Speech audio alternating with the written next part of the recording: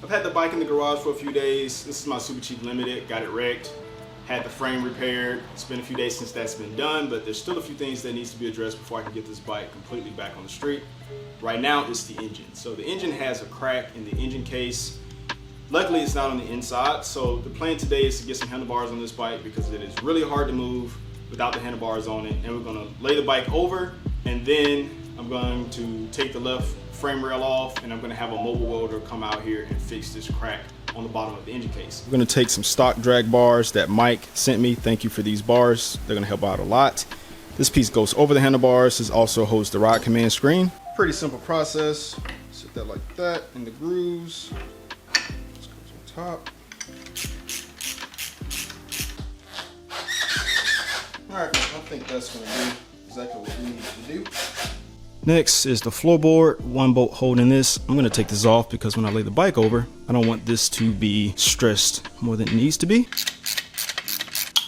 All right. Pops out like that. Shims, because this is what keeps the floorboard from rocking with excess space. Okay, on the left side, we gotta remove these two bolts, the one for the horn and the kickstand, and that one down there, and this left frame rail piece will come off. I don't really know how well this is gonna go because the frame has been altered.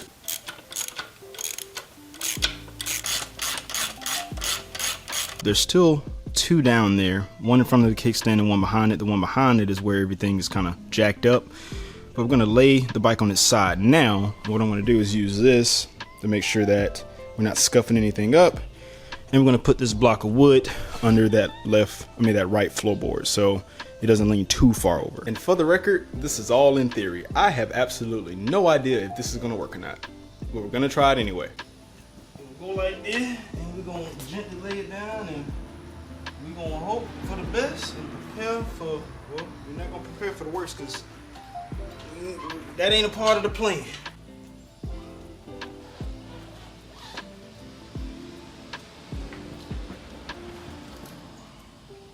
Okay. Perfect. Yeah, I think that's solid. It's not bent. That's good news. It is a little bent. It can be replaced.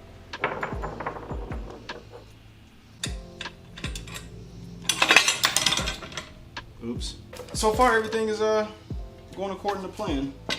With the frame rail off, now we can get a perfect view on what's going on. So this is where the issue is. See that? The case has been pulled down, the piece of aluminum here, and also here on the other side. So this is what we need welded. After a few minutes, I think I was able to kind of get this out.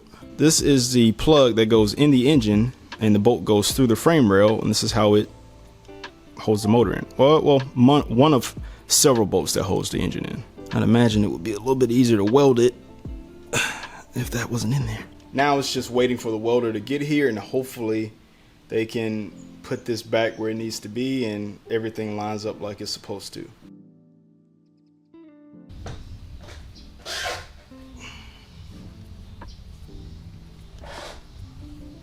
Now that the bike is upright, I do want to tackle this wiring, get it routed back through the neck of the frame, come out right here. On the front of the bike, we got the rectifier that we need to mount. I want to take care of these brake lines, and also I want to remove that starter just to make sure the teeth on the end that connect to the torque limiter inside of there, we want to make sure that it's not bent, so when we do try to start the bike, it won't shred off into the motor. It's a very tight fit. Getting this all through. Got the wiring back through the frame. I'll move it out of the way later. Now we got to mount the fuse box right here. Then I got to put an engine closeout cover right here. And we also have to deal with the starter solenoid that I took off to fix the other bike. This is called the J-Fuse case. This sits under the bike. This is another piece that I stole to fix another bike. And this is a starter solenoid for an Indian Scout, exact same part number, and we got it used. This is for starter. So that's gonna go there. This comes around, slots in like this. It's our diagnostic port. And this is gonna plug in like this. And this I'm missing a positive battery lead, so I gotta get one of those. No power to the bike, so no worries. Engine close out, super dusty. But we're gonna go back with it. That one tab on this side, push in, and the other one is right here. This keeps all that heat, at least as much heat from getting back here, and the ECM is gonna slide up in here. Fuse box sits under like this. And I'm gonna screw in from the top. Doesn't take much. Oh, yeah, dusty. The really good part about this is I have everything except for one bolt. But we're not gonna worry about that bolt. I will find it. Oh, 2 bolts. We need 2 bolts. No, wait, we're back to 1 bolt. This is going to snap into here. Oh, satisfying. This lovely doohickey is the GPS. Snap into here. Oh, no satisfying snap. Come on now, give me that. Ah, good enough, I like it. And this is going to be here for the USB. Mosquito. And wait, what's this? I forget. Ah, security antenna. No. And this is for the signals, which we don't have on yet. Now we're under the bike to install this J-fuse case. The only difference between this and the Challenger uses 2 50 amp fuses and Chief uses 3 40 amp fuses. It won't hurt in the beginning, but long term it's better to put the right fuse on there.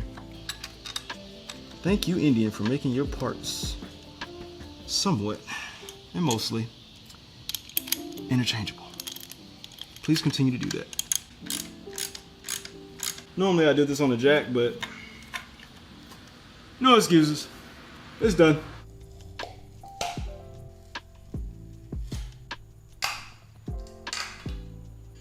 Take the boot off of one side, in this case the side that's really difficult, and you work it in manually. This is how I did it. May not be the right way, but all right. This is another one of those that's kind of hard to get to. That should be good. Fuel rail.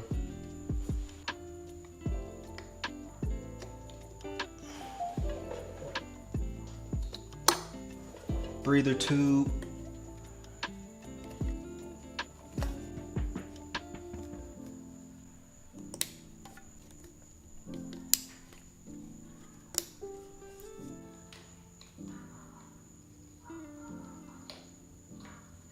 Ignition coils. Ground cable.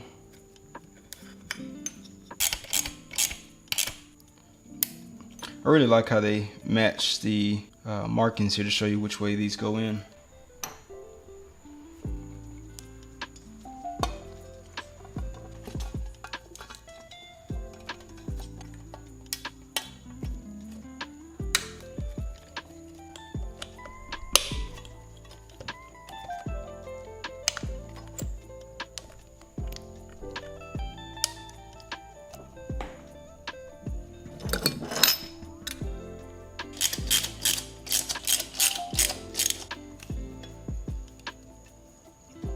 Throttle body.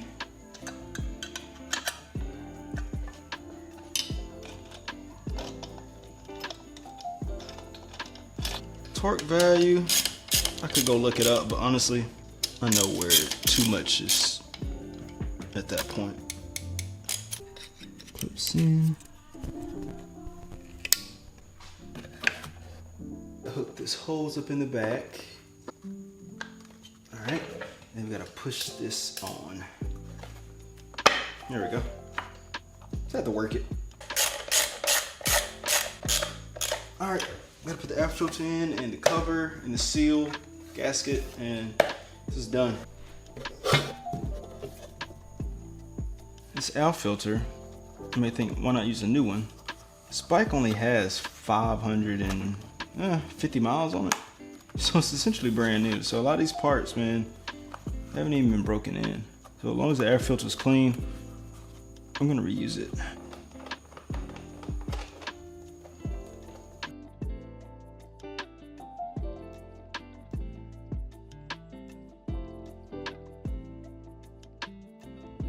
This was one of those super productive late night sessions. I didn't get a chance to get to the brakes, but we got a lot done. But either way, we're making progress to get this bike back on the road, and that's all that matters.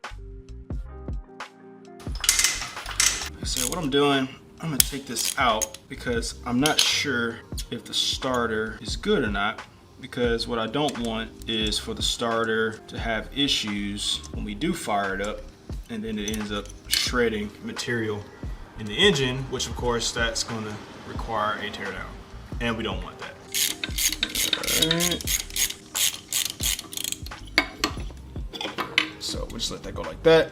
It's got some gaskets on it, so you gotta pull a little bit. Oh, okay. This looks good. It's the starter clutch and the torque limiter. Everything in there looks good, so that is really good news. I think we're good on the starter. Now that I know that the starter is good, I'm gonna put this back. There we go. Perfect. Don't take much. 88 inch-pounds. That's good. That's good. We just gotta put the horn back. Since I know the starter is good, I'm gonna go ahead and put this back on top. Don't take much to get this tight. All right. We got the starter back where it needs to be. We also routed the oxygen sensor for the front exhaust. We also got the cables routed for the crankshaft position sensor and also the horn, the rectifier. Got a lot of work done on the front wiring, some of the rear, but I really do like the stock signals. They flow well with the bike. Let me get these mounted up. I'm gonna run this wire up through here and plug it into the harness. This license plate bracket, like, I like it as well, man. It folds in, it flips out. If I remember, it goes like this in a way. This goes through here, that connects there, and this connects here. This is what bridges the entire rear end together. License plate light. Drop it in that little tab. Unplugged it and replugged it back in. Look at me, saving another zip tie. I am on a roll. Swing arm pivot where it connects into the frame. This is one of the alignment stickers that they use to get the measurements. So they took the piece off, so I gotta basically lower the bike and put it back on. Like, most of this rear end was untouched, pretty much. It's just crusty back here. That's my impact impression. Some of the stuff may have to come back off. Doing this kind of allows me to get some of that stuff off that shelf, because there's like 4 bikes on that shelf over there. And so getting these parts kind of allows me to figure out what I have and what I don't have. I kind of know what I have the majority of the time, but you know, little screws and bushings and stuff, you lose track of that kind of stuff. I thought I liked those covers that go on this bike, but I actually like the bareness of it more. These are those covers that I was talking about. I used to think that this was the better look because it kind of covers everything up. When I see this now, the chrome, the black, yeah, I'm starting to prefer this. This is the headlight that actually came off of the bike. So perfectly functional. The problem is the scratches from the accident. This is a $500 light. So it doesn't make sense to replace this, but the glass right now, I'm finding it hard to find this glass. So we're just gonna put it on the bike for now. But you can see,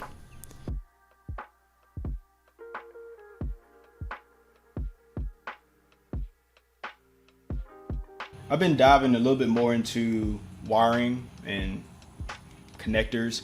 So this is the headlight harness, or the part of the harness that goes to the headlight, and it's broken from the accident. So what I did, rather than just leave it as it is, because if it's put on here like that, moisture can get in. There's no point of having this moisture barrier. I found the original component. I did this before, but Indian uses a company called Delphi or Delphi, whichever one, but I think they're also called Apnif. But this is the exact connector. It only costs like 25 cents or something. So I'm gonna depin this and I'm gonna replace it with a good connector. All right, number 4. Depin, baby. Yep. And we now have a ready to use headlight harness. There you go. Done. Last few things to do: get the brake manifold and the brake pressure switch added back to the bike, and also the swing arm bolts. One good turn on this. Honestly, that's probably good. All right. Spend a little bit of time dealing with this wiring. Not a hard thing to do. It's just very tedious. The last thing I need to do is deal with the swing arm. So I'm gonna put these on. We're gonna lower the bike down and torque them. If we get this done, I'm gonna load the bike up and we're gonna head to the welder because we've been having some issues getting this done. This is the last part. So ready to get this bike on the street. Take a little bit of the pressure off the swing arm. I'm not gonna sit it on the kickstand. Yeah, that's good enough.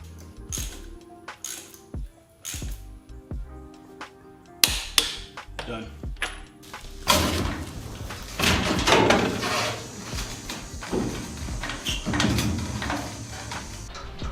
That ain't going nowhere. Had to do it. You know it.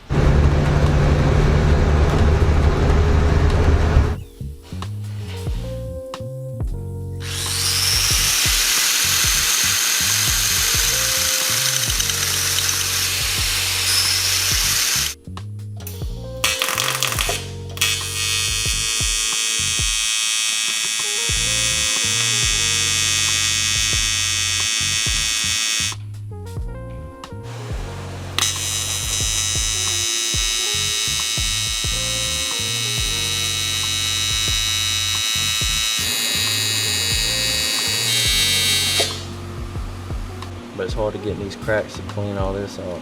Yeah. Yeah. You're doing great, man. One side done.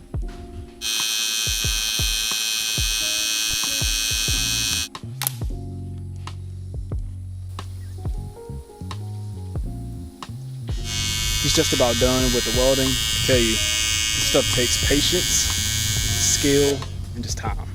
But he's getting it done. Alright, buddy. That it? Let's go. Oh, man.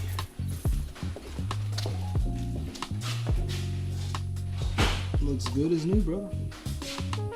You got me fixed up, man. Yeah, we got it taken care of, man. We got it taken care of. Cool. Well, listen, man, I appreciate you. All right, bro. Thanks so much. This won't be the last time. So, we got the Chief situated. Now it's time to get back home and one less thing to deal with. Sean got us situated, put his professionalism and craftsmanship on it. He's about to get back to work and I'm about to get back home.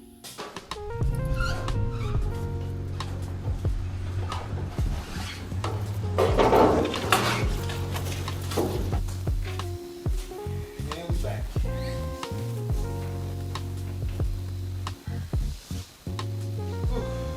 That cost me $180. I gave him $200 because why not?